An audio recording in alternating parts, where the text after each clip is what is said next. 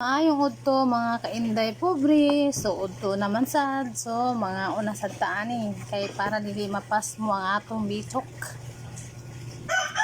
So naari ay kuy ka ng tumoy-tumoy sa akong kabit.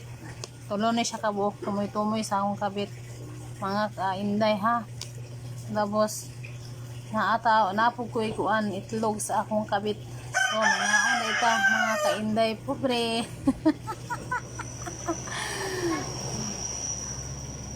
Ngaon ta.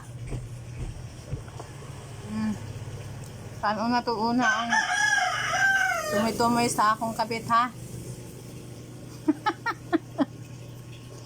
Kasi matingala mo nga unsa nang tumoy-tumoy sa ako ang kabit.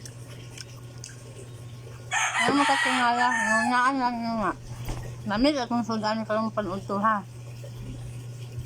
Kaya nga no bulad. Dayon makatumpag yung bahaw ba.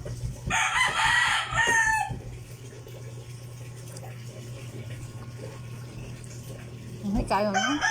Hindi kayo ng bulad nung ano ka ha?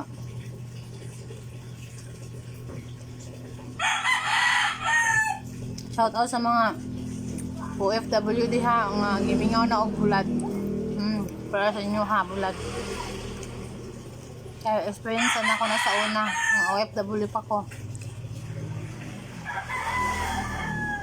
Na medyo di kaon og bulad, kaya sa una sa pug ko, sige kaon og mga manok-manok.